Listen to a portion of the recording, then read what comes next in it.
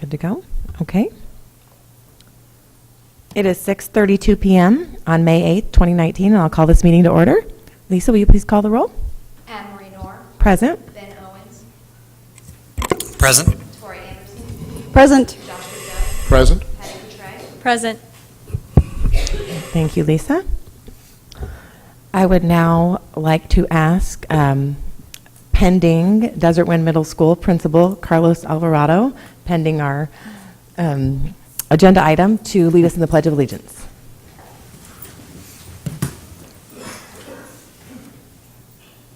Allegiance to the flag of the United States of America and to the republic for which it stands, one nation, under God, indivisible, with liberty and justice for all.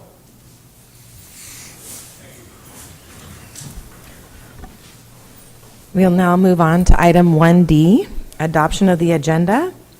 And I would like to remove item 5A. That was specifically for Dr. Lotman. She's not able to be here tonight. So Okay.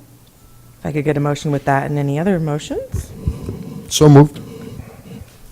Second. I have a motion and a second. Lisa, will you please call the vote? Patty Cottrell. Aye. Joshua Judd. Aye. Tori Anderson. Aye. Ben Owens. Aye. Anne-Marie Knorr. Aye. By a vote of 5-0, you have adopted the agenda, removing item 5A. We will now move on to item 2, call to the public.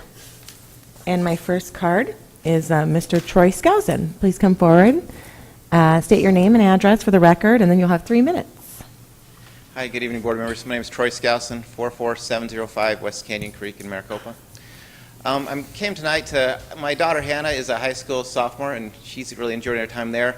At your last meeting, one of the consent items, number 6, kind of is becoming an issue for her. She's takes release time religious studies, and she's been under the understanding through this whole time she had to make up a couple credits to graduate, and she's done those to be ready to graduate. And from the agenda, as with the discussion in the background, it stated, starting with the freshman class of 2019-2020, students will need to be enrolled in 6 credit-building classes. That was the background for the discussion. But the administration at the high school has taken that to be everyone going forward, including juniors, sophomores, and everybody. So it's not being, what was voted on is not being what's being enacted at the high school. Her counselor is telling her she has to take a class next year, even though she has already taken the classes she's required to take.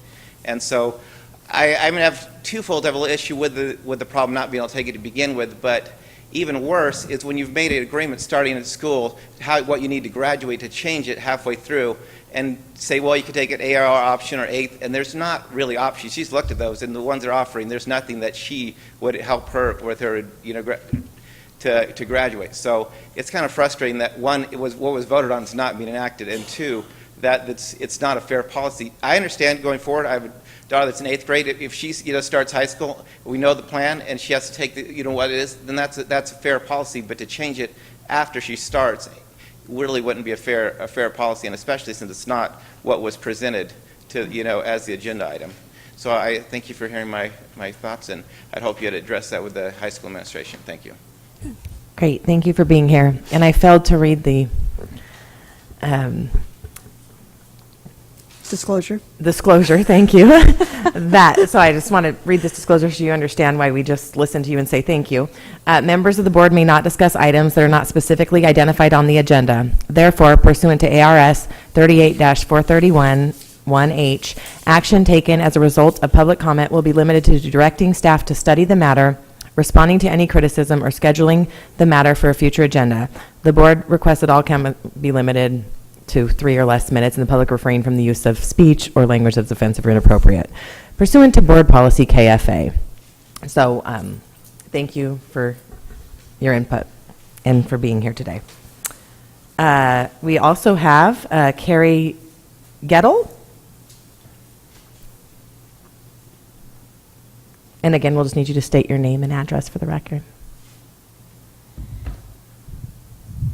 My name is Carrie Gettle. My address is 44021 West Snow Drive here in Maricopa. I also want to address the policy. First off, I'm grateful for the opportunity that our children have to go and study religious studies during release time. And I also would like clarification on the policy versus the vote that happened. And it needs to be clarified, I think, because our kids, as I just wanted for information, when our kids come in to do release time seminary, they start in 9th grade planning meticulously their classes they have to take because they know they have to either take summer school or a concurrent online class to make up those 2 classes they're going to miss by taking seminary. And so I have a daughter also who's a sophomore. To have this policy change, if it is being enacted this year, throws her off completely. And there are 144 kids that will be affected by this. Not only seminary kids, but also kids in the school that are not release time students who maybe have already done their credits and are planning to have a half day so they can work their senior year. And so just a little bit of information. There has also been some talk that this is kind of being done to level the playing field.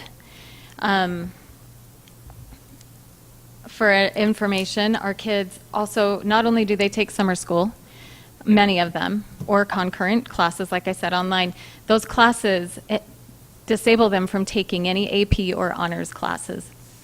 In those classes, they spend their summers spending 5 to 8 hours a day taking these classes online. It's a huge sacrifice for them. And oftentimes, they are difficult classes, and they don't get the grades they normally would in school, let alone have that AP or honors class that they normally would have taken. And so, and many of them are in sports. So if they're forced to take an 8 hour or an 8th hour, there needs to be a provision that they are still able to take to do sports and be able to further their education in that regard as well. And my concern also is the high school going to be able to accommodate the courses needed for 150 kids at this late date? I don't know. That is something that needs to be addressed as well. So again, I appreciate the time to express my concerns. Thank you very much. Thank you for being here. We appreciate your input. We have one final call to the public. Eric Gettle, please come forward.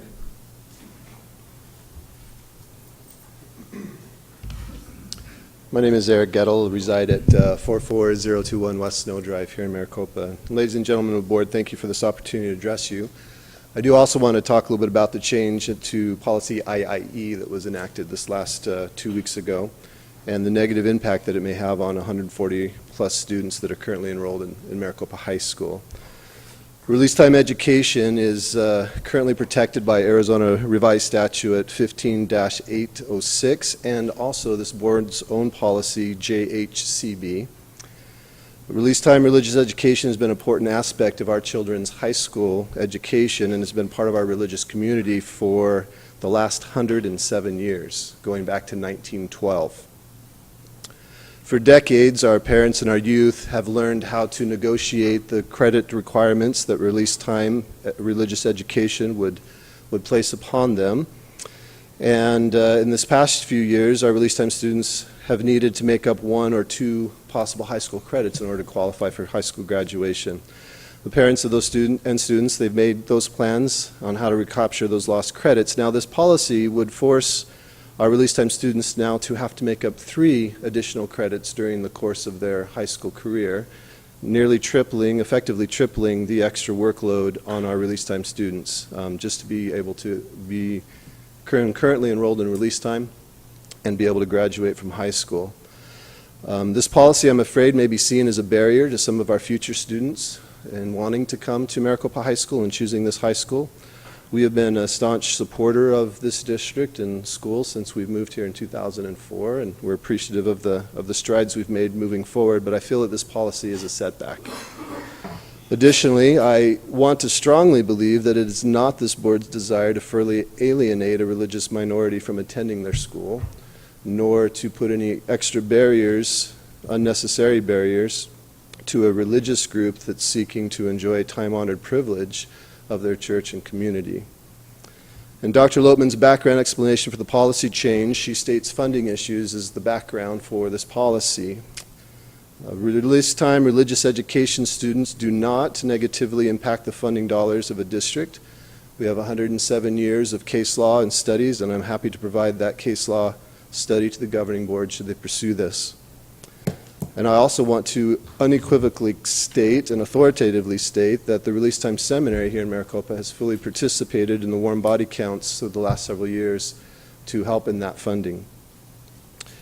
The other issue that's been brought to my attention of possibly why this policy was enacted comes to the GPA issues. Those can be addressed at a different time. So I would just like to urge the board to reconsider this amendment and perhaps even to allow for a religious education exemption to that policy. Thank you for your time.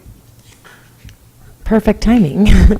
Thank you for being here, and all of you, and we will direct staff to look into these issues and get back to us, so thank you. We will now move on to item 3, Superintendent's Report. And due to a family emergency, Dr. Lotman's unable to be here with us today, but Michelle Terry, our Director of PR, is going to come forth and give the Superintendent's Report for us. So thank you, Michelle.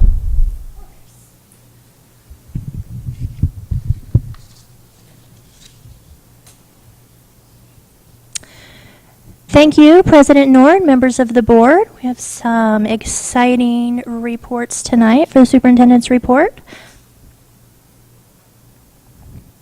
Great news, we had 3 student athletes excel at the AIA track meet over the weekend. Tylen Coleman won the state championship for discus and finished in 4th place for shot put. Logan Taylor won state championship for the 110-meter hurdles. And Jacob Cowling finished 2nd place for the 100-meter dash and 3rd place for the 200-meter dash. Here's a fun highlight video of the event.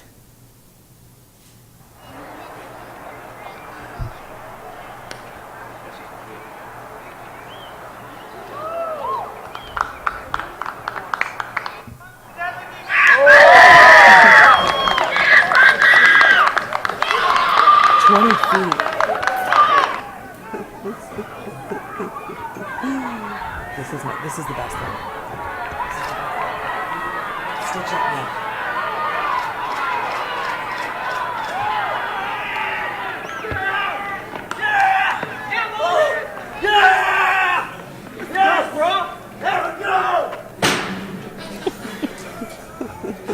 Basically, my thought process going in was I wanted to run my best race. It was probably going to be the last one, so I just wanted to make sure it was good. And I'm really happy with how it turned out.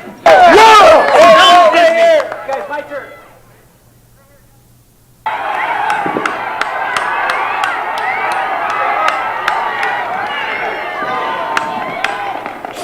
It's from Maricopa, Jacob Cowling. Good job, Jacob.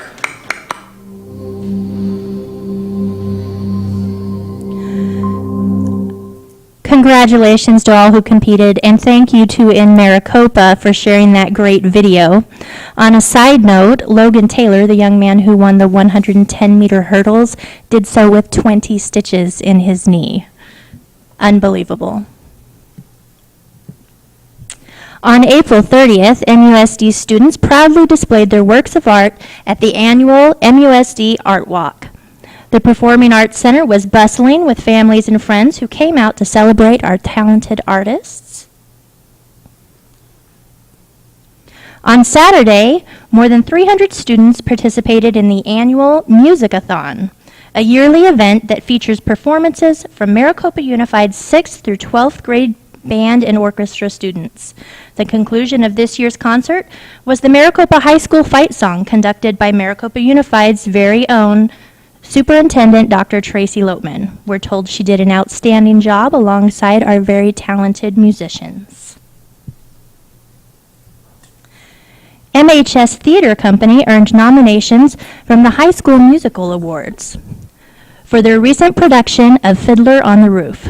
The nominations are Best Male Lead, Antonio Gonzalez; Best Supporting Male, Douglas Moulton; Best Dancer, Taryn Story. MHS Tech Theater was also nominated in the categories of Sound and Set Props. The announcement for Best Musical will be made on the night of the show on May 25th. And MHS Theater Company will be performing on the Gamage stage that night. Student Antonio Gonzalez will also have an additional audition to represent Arizona at the Jimmy Awards in New York City this summer. The opportunity will open many doors to the Broadway world and would be a huge honor. We wish you all the best of luck. It's Teacher Appreciation Week in districts across the nation, and on behalf of the students and families we serve, we want to recognize Maricopa Unified School District teachers for the incredible work they do. In a message shared by Dr. Lotman, never forget that you're making a difference. You are valued, important, and appreciated. As we approach the end of the school year, take heart in all you do to inspire kindness, curiosity, and confidence within your students. Your influence will likely reach places and generations you will never know. Thank you for choosing Maricopa Unified School District. We're proud to work alongside you. Next up are our upcoming events. Come out and join us for an exciting evening celebrating Indigenous culture. Yellowbird Apache dancers and Red Mountain performers will perform on Thursday, May 9th at 6 p.m. at Maricopa High School's Performing Arts Center. Additionally, handmade traditional stoles will be presented to our Native graduating seniors that evening. The MUSD Best of the Best Awards recognition will be held next Wednesday, May 15th at 3:30 p.m. at the Performing Arts Center at Maricopa High School. The recognition honors employees who go above and beyond and recognizes retirees for their contributions to the district. And last on our upcoming events, Maricopa High School graduation is on Thursday, May 23rd at 7:30 p.m. at Maricopa High School. We hope you'll join us in coming out to celebrate the Maricopa High School class of 2019.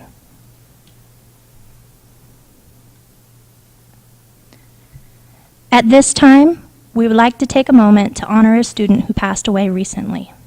Samantha Young was a junior at Maricopa High School and will be deeply missed by her many friends, teachers, and staff at the school.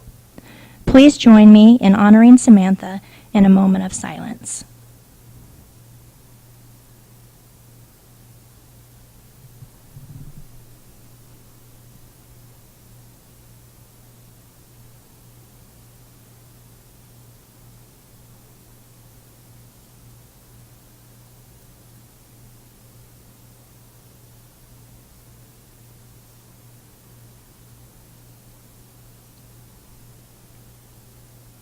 Thank you. At this time, I'd like to introduce Maricopa Unified's Director of Human Resources, Mr. Tom Beckett, to honor our 2018-2019 retirees.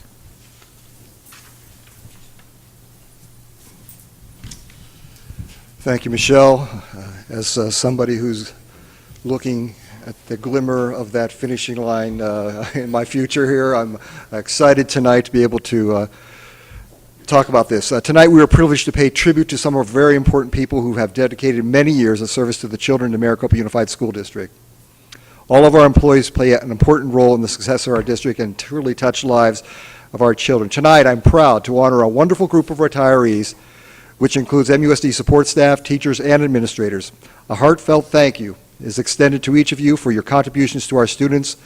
We bear an enormous responsibility to ensure our students receive a meaningful and dynamic educational experience, and whatever your role, I assure you, you have made a difference.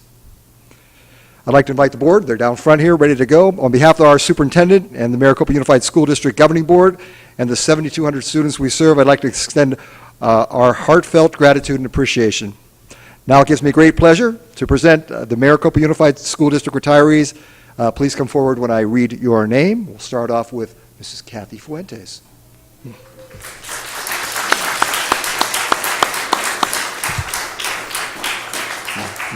Ms. Cindy Rice.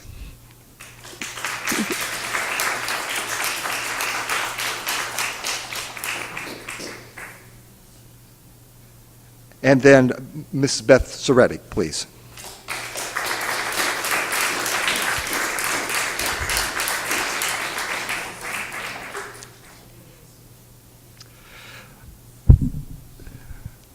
Some of our retirees could not be with us tonight, but we want to recognize them for their service.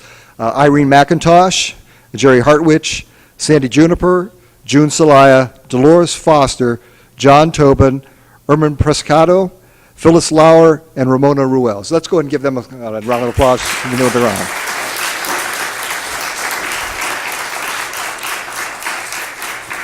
Retirees, thank you again for your service to our district. We wish you well in your next venture in life. Don't move. And many relaxing days filled with laughter, good health, happiness, and binge watching all 180 episodes of Seinfeld. I added that, Michelle, into the script tonight. Okay, congratulations and best wishes on your retirement. We're going to get a picture as well.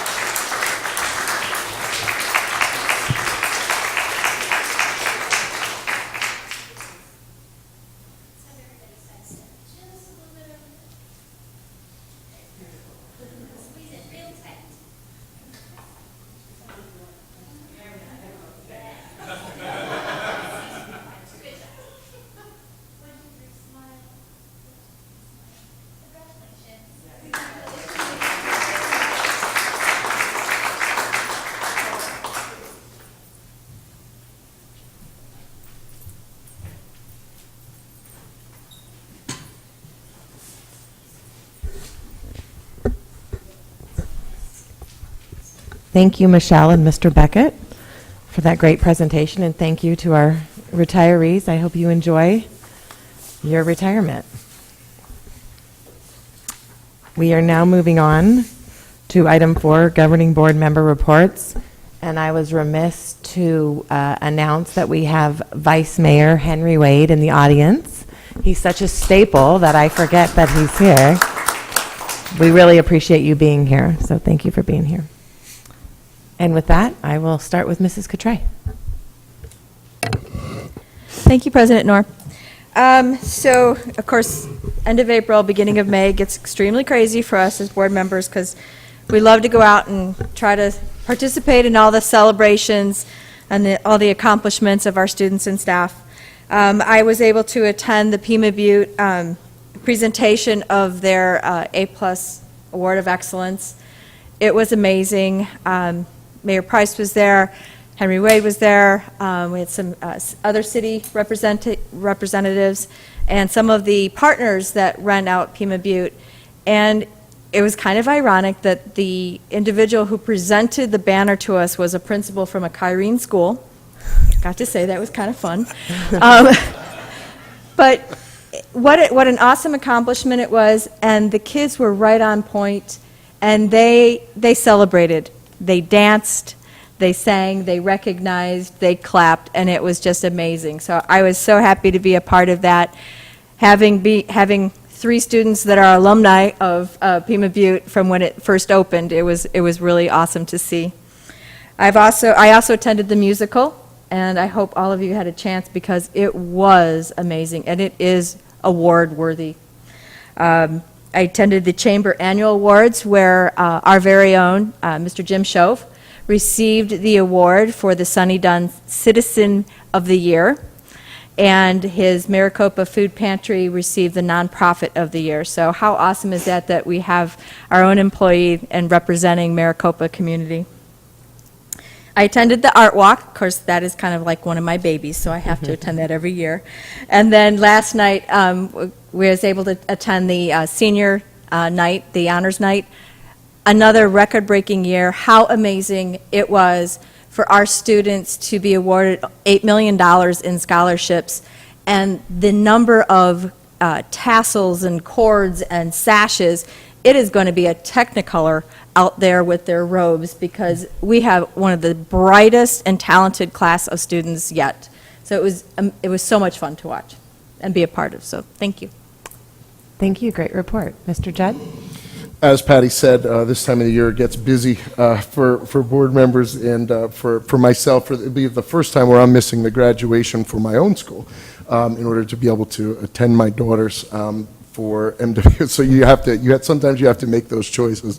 I wanted to take a quick second and just say a personal thank you to Mrs. Hall and her husband for the time that they sacrifice on the weekends As a part of National Junior Honor Society, the kids also have a public service requirement, and the staff has to be there in order to be able to help them fill that. And they use that time by helping clean up around the VFW. And it's not just that they're there with gusto. Mrs. Hall gets right in there, and they're out there with the hedge clippers and really just being a great model to the kids. So I just wanted to give them a personal thank you. That's all I have. Great, thank you. Mrs. Anderson. Okay, so let the fun begin. It's a crazy April and May, but it's always exciting for me as a board member to finally get to celebrate all the accomplishments of our students. So Friday the 26th, I actually was able to celebrate with several educators from Pima County and the city of Tucson in their Crystal Apple Awards. And so it was nice to see public educators being acknowledged. Hopefully we can bring something like that to Pinal County, where they acknowledge Pinal County public educators. So I'm kind of working on that in all my spare time. But it was really nice to see. It was a great presentation, and it's just always nice to see educators from across the state. But to be a part of Pima Counties, it was pretty interesting, and I really enjoyed it. So that was great. On the 29th, I spent the day in meetings with the Arizona School Board Association, talking about budget, finance, and hiring our new executive director, going through that process. The artwork was phenomenal on the 30th. It was a packed house, as always, but boy, some of that senior AP art I would have purchased. It's like we've got to get an auction going or something, because these kids are amazing. I was very, very impressed. So if you haven't been able to attend that, highly recommend it. I know that the high school is maybe looking at doing something with just the high school kids next year, separate from the art walk, where it's kind of showcases what these AP classes are doing, not just in art, but in drama and dance and theater and all of the different areas that the arts participate in. So because that is a big, big part of why our students are successful. And I fully, fully support that. Then with the seniors award last night was great. I'm always moved when I see the national anthem being sung a cappella by our high school students. And of course I was crying like a baby, but I was. But you know what? I am so proud of this country, and I'm proud of what our students are doing to make it a better place. And boy, are we on a uphill trajectory with the students that we have coming out of our schools. And it just makes me pride, just the pride just beams. But I was also noticing in talking to some of the teachers that this year and next year, these students are students that have been with us since kindergarten. And since I've been on the board, that has been a passion of mine, that if our students start here in kindergarten and keep their careers with Maricopa schools, they will excel. They will be phenomenal citizens, but more importantly, they will be outstanding community members. And that's really what we're growing, is our future community. So, as I'm sitting there looking at these seniors, these are kids I've known since they were kindergarten, and some of their parents I had as students when I was teaching. So it was really nice to see, and next year is even better. Our junior class, man, most of those kids have been here since kindergarten, and I see such a strength in their leadership and their commitment, but their self-worth and how confident they are to go out in the world. And that speaks volumes as to why parents need to keep their schools open and keep their kids in our schools and be a part of the change and make it stronger, because we need those families, because it does make a better community. And I've seen a huge difference in the 10 years that I have sat up on this dais. And it will continue to be my goal that we continue to keep our kids here from kindergarten and next year from preschool, which is another exciting key that we're going to be promoting. So I'm excited. It was very moving. So I was proud to be a part of that. And then I will, of course, be at the middle school promotions the week of the 20th, the high school graduation, and several of the 5th grade promotions. So it's an exciting week. It's an exciting time. And I have an article to write for the ASBA publication by the end of the month. So I got to kind of put all that together. But it's exciting. I'm proud of our military. I'm proud of our students and the place that we're going. I'm proud of what we're doing. So that's all I got. Great, thank you so much. Vice President Owens? Thank you. I think the only thing that I've got is Saturday I was at the Musicathon 5, and we were there just about the entire time. And I'll tell you what, we've got some phenomenal musicians here in Maricopa. If you haven't been to that in the past, seriously, make sure that you're there next year. Just hearing the progression of how the kids learn and where they're going, I'll tell you what, I'm really excited, and just seeing those kids engaged, and so hats off to the teachers and the tech crew down there. They did a fantastic job, and all our musicians as well. That's all I've got. Great, thank you. Just a couple things to finish up. Unfortunately, I wasn't able to attend the Pima Butte A+ ceremony because I was en route to Disneyland for the Desert Wind Blended Learning field trip, which was exhausting to say the least, but worthwhile. And they did the kids were all great and well behaved, and the weather was perfect, so they had a good time. But I did send an email to Principal Azar asking him to congratulate his staff, all of his staff, and the parents and students on that award, because it is really amazing. I know they've worked really hard to achieve that, and so very proud of them for that. So, and then, of course, the end of the year is field trip month, so was able to participate in a 4th grade field trip to Desert Botanical Gardens and a gifted field trip to Skateland, and luckily no one was injured this year, so it was very successful. And then I do want to comment on Michelle showed the video of the state champions for MHS, but I had seen our hurdler on the internet prior to that, and I actually made my kids sit down and watch that video and showed them, you know, this is what true perseverance and grit is, to have 20 stitches in your knee and to go out there and win a state championship. I get chills. I mean, that, you know, that's what our students are. They persevere through any trials and tribulations, and I'm just so proud of all of our athletes, but especially to do that with that sort of an injury and still believe he could. I'm very proud of him. So that's all I have. We will move on to item 6, consent agenda. Do I have any motions, board? Motion to approve is written. Second. I have a motion and second. Lisa, will you please call the vote? Patty Kutrite. Aye. Joshua Judd. Aye. Tori Anderson. Aye. Ben Owens. Aye. Emery York. Aye. By your vote of 5-0, you have approved the consent agenda. Thank you. We'll now move on to item 7A, discussion and possible approval of the personnel schedule. Mr. Beckett.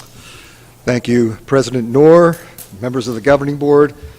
You have the personnel schedule in front of you tonight, but I would like to begin, before we do this, with an introduction of one of those recommendations on the list. I'd like to have Mr. Carlos Alvarado please stand. I want to give him a little bit of background information on Carlos. His family is with him tonight as well. Let me start with his wife, Bernadette. All right, you need to stand as well. I'm sorry, don't get off. All right, that's right. And then daughters, Selena and Janelle. And a good-looking man right there, Nehemiah. All right, thank you. Welcome tonight. You bet. Thank you, yes. Just some background information. Mr. Alvarado earned his educational degree, bachelor's degree from ASU in history. So I see Mrs. Anderson smiling about that, so that's right. Good. Master's degree in educational leadership from NAU. He has experience most recently at Tempe Union High School District, and also has 20 years cumulative administrative experience not only in Tempe but Mesa and Chandler school districts as well. I had a chance to review his resume. It's impressive. He has experience in almost every conceivable area in secondary education. It's impressive to look at. It is our pleasure tonight to make him our recommendation for the principal of Desert Wind Middle School. And I will stop talking at this point in time and take any of your questions on any of the other agenda items that are there. Board, any questions? I don't have any questions. So I'd like to make a motion to approve if there's no questions. I'll second. I have a motion and second. Lisa? Aye. Joshua Judd. Aye. Tori Anderson. Aye. Ben Owens. Aye. Anne Marie Nor. Aye. By your vote of 5-0, you have approved the personnel schedule. Welcome to the team. We look forward to working with you. Thank you. Thanks for being here.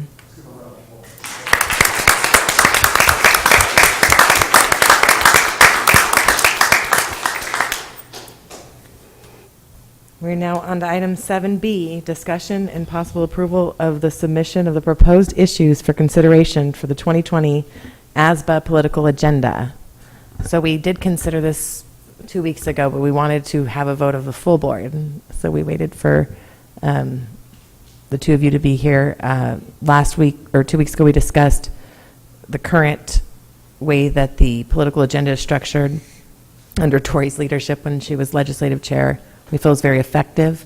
I don't know if there's any changes or anything you guys want to make I guess prior to our approval. My one question is, are these are the four in no particular order? Correct. They're all just as important. So, because with four, it's easy to work on all of them at the same time because it Yep. really depends on what bills are coming down as to what has to be approached. So, Gotcha. yeah, there's no It no used to be specific ranked, order. and then that was even more of a stumbling block and Yeah. an issue to debate. Yeah. So to make it easy, we just put them all. Yeah. Okay, all right. And Tori did an amazing job last time putting that together. Thank so, you. I think keeping that course is our most effective way forward. Thank you. I recommend no changes. I recommend we put forward the four items that are there. They're pretty basic and pretty open-ended, that it allows our lobbyist to work with other lobbyists, as Anna Marie knows, from other disciplines and other educational ABC groups, but even just other groups in general. So it leaves it open for Cotterman to do what he needs to do for public education. If I were to write one in, it would just be. We're not adding. We are not adding. To give us the kidding. national average, just to give us the national average. But I'm gonna. Well, it is. I It thought that says was in national there. median. That it's Yeah. I thought that was in a separate. That's Okay. that's the lead off. It's adequately and equitably fund district schools to at least The national the meeting. national median per pupil funding. That was my stickler. but Mr. Was Judd, that when you're added there- as of last year? Because I don't remember that included. We put it on when I was chairing last year, yes. Very good. Because we wanted, perfect. we wanted very specific goals so that the legislature couldn't say, well, we are adequately funding. Right. Well, No, not, we discussed we- that we last wanted year. to define What is it, adequate? yes. And we're giving you the correct. marker. We wanted to define it and then make each statement an action statement, not just That's a perfect addition. so. Well, and Mr. Judd, you can always make those changes from the floor when you're there representing us as Yes, a I delegate. will. Yes, you can. That very fun process. Actually, it is fun. It's fun to watch. It's fun to be a part of. I enjoy those parliamentary maneuvers and the way that they're employed. It's fun to watch. It is fun. It's a long drive up there to have that I fun. know, it's fun. But it is fun. If there's no more discussion or any additions, I would like to motion that we just submit the four, or the priorities as is written and without any changes. I'll second. I have a motion and a second. Lisa? Patty Petrite. Aye. Joshua Judd. Aye. Tori Anderson. Aye. Ben Owens. Aye. Anne Marie Nor. Aye. By your vote of 5-0, you have approved the submission of the 2020 political agenda for ASBA. We will now move on to item 7C, approve to hold a public hearing for budget revision for FY 18-19. This is something that we do annually. It's required by ARS 15905A. And do we have to vote to hold the hearing and then I open the hearing? No, you just You just automatically open it. You just Okay. open it to a public hearing. We are now in a public hearing to discuss the budget revision for FY 18-19. Would anyone like to come forward and speak to that issue? Don't rush. No? Nobody? I don't think Okay. we've ever had anyone. I don't We've think never had anybody, no. We did, years ago. At least, yeah. At least not in my time. Well, since there's nobody here to speak to this, we will close the public hearing for the budget revision for FY 18-19. We'll move on to item D, discussion and possible approval of the fiscal year 18-19 budget revision. You're up. Are you nervous? Are you shaking? Not too bad.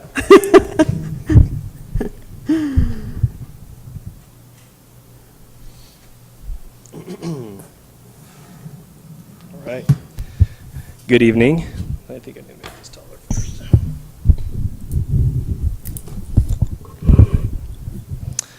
Okay, good evening, President Knorr.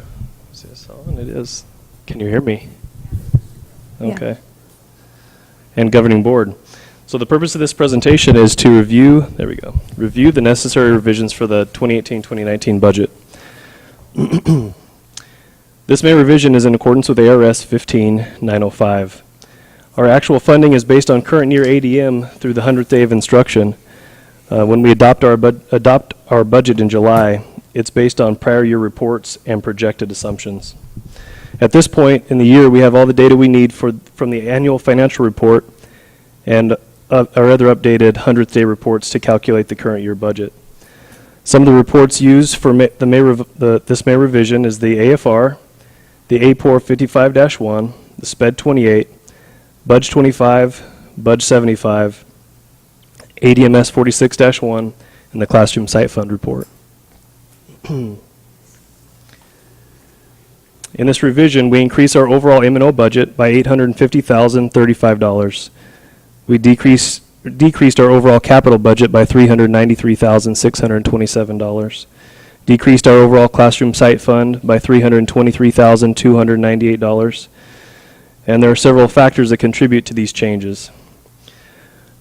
On the revenue side, there are several factors starting with ADM. Our ADM increased by 74.664 to a total of 6,831.664.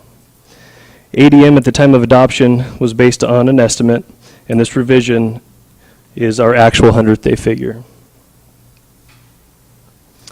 This increase in ADM resulted in an increase in our Group A weighted student count of approximately 20 and a decrease in our Group B weighted student count of approximately 5, which resulted from the most recent SPED 28 report.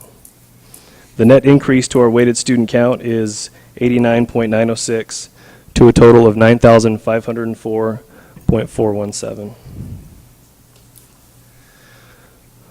Please bear with me while I walk you through the next few slides of our M&O budget formula. I've positioned the adopted and revised columns next to each other for comparison. Most of the differences you will see are the additional weighted student count. There will be other small adjustments that come from reconciliations with the Department of Education, and I'll highlight any other special differences. The weighted student count is multiplied by our base level amount. The base level amount is set by the Arizona State Legislature.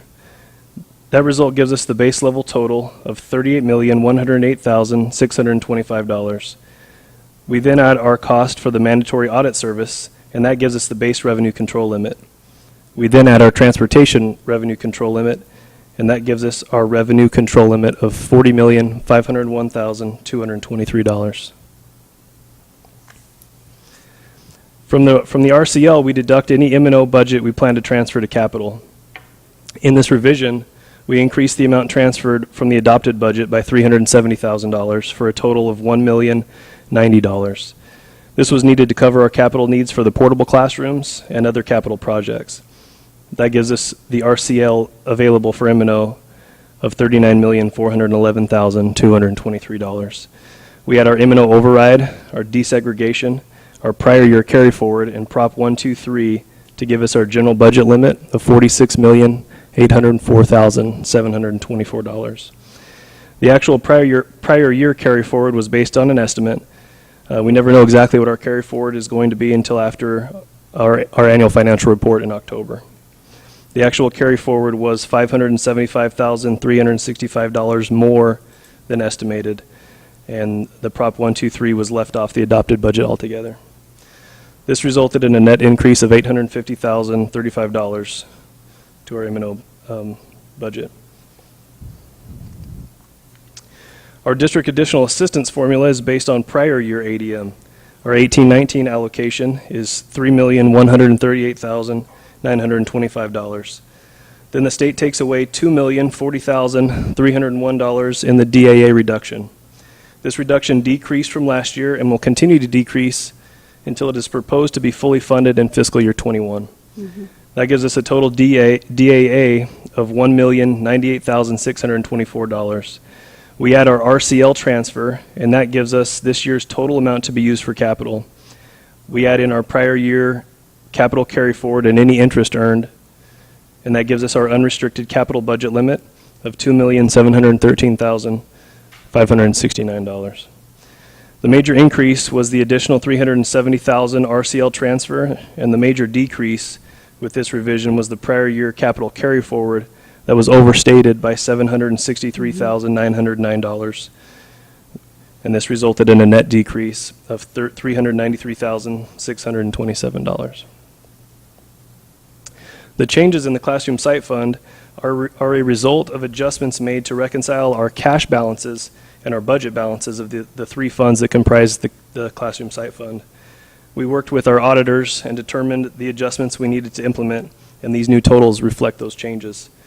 Fund 11 increased to $810,155. Fund 12 decreased to $1,448,022. Fund 13 decreased to $1,250,804. The net decrease was $323,298. So those slides explain the changes on the revenue side of the budget. Now allow me to explain the changes on the expenditure side. The M&O budget was increased proportionally with a uniform distribution throughout the total budget. The bottom line of the changes is reflected on line 30, the total expenditure line on page 1 of 8. The capital budget was decreased proportionally with the uniform distribution throughout the total budget. The bottom line of these changes is reflected on line 10, the total unrestricted capital outlay fund on page 4 of 8. That accounts for both the changes on the revenue and expenditure side of the budget, reflecting a balanced budget. Thank you. Subject to any question, that concludes my presentation. Great. Thank you so much for the information. Are there any questions, Board? No. No? I mean, I know we won't know on the DAA funds, and we also won't know what's going to happen with our DSEG funds. We don't even know if we're going to get those next year, so it's a concern. But obviously, this budget is already done. So yeah, I haven't just heard. something for us I to haven't keep in heard mind. any. That was last year's, yeah. Yeah. Yeah, this is just this year's, Yeah, but correct. Okay. In the next couple of weeks, we'll be talking about the proposed and next Correct. year things. You're right. There's a lot of pending things there Yeah. still. The other thing Well, I hopefully noticed. we'll know by our next meeting. But well, yeah, we'll see. Within this week? Still in budget talks. But the other thing I noticed, and I know we've had this conversation many, many times, and this isn't really a question for you or for me or anybody, it's just our special education funds seem to be continuing to grow exponentially. And that's a concern. I know we can't help it because as our student population grows, but I just don't know. I guess I need parents to start lobbying and calling their representatives and make sure that the state and the federal government fully funds IDEA, because just looking in the budget, we're over $2 million of what we budgeted for that area, and it's a concern, and I need parents to start calling their representatives. Right. It's a concern statewide, and, Yeah. and every meeting we go to, they're discussing it. Correct. The Group B formula that dictates what we get it's from like the 90s. Right. Hasn't been changed, and yeah, it's lobbying the legislature and seeing if we can get any additional funds for that. But everyone's going through the same problem. Yeah. But anyway, no questions. Yeah. It was very Thank you. thorough. That's a good Thank you point. for the Yeah. report. Absolutely. Thank you so much. It was great information. Okay, Board, do I have a motion? Motion to approve the fiscal year budget for 2018-2019. I'll second. Have a motion and second. Lisa? Patty Cottrell. Aye. Joshua Judd. Aye. Tori Anderson. Aye. Ben Owens. Aye. Anna Marie Nor. Aye.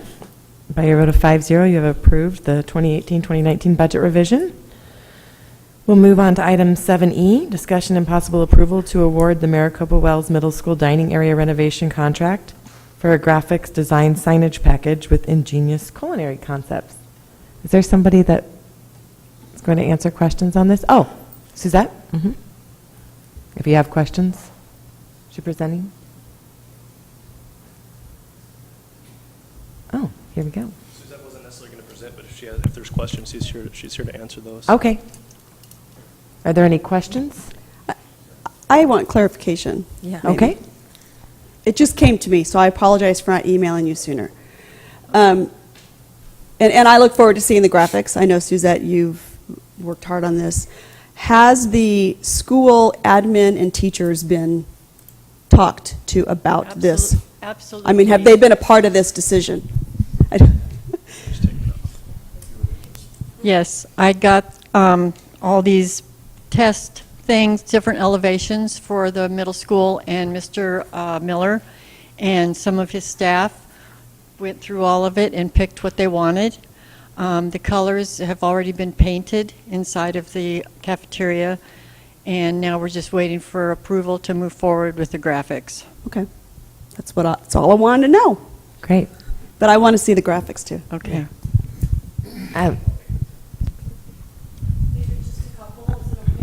Yeah, sure. Yeah. Oh, we're not that scary. This is just a couple, but you can see how there's going to be big panthers Yep. all over, and it's going to It looks be great. all wrapped all around the building, around Inside the inside the multi-purpose, yeah. Well, I I don't know can, if you've seen the high school. Yeah, it's yeah. Well, and Maricopa Wells desperately needed an upgrade in. Yes. Yes. It's some Yeah. 1970s art decor. Yes. Thank you. Thank you for presenting that. I'm Thank you looking for being forward here to seeing the as final well. product, and thanks for being here. Suzette, I appreciate it. Yeah. No, I just wanted to make sure staff was involved since it's their home campus. Great. So Looks like they were. Do I have a motion? I'll motion to approve. I'll second. I have a motion and second. Lisa? Patty Cotray. Aye. Joshua Judd. Aye. Tori Anderson. Aye. Ben Owens. Aye. Anne Marie Nor. Aye. By a vote of 5-0, we have approved the Maricopa Wells Middle School dining area renovation. We are now on item 8A. It is 7:24 p.m. and this meeting is adjourned. Awesome. Thank you for sticking around. Everyone's still here. That's I know. great. It's just because it was so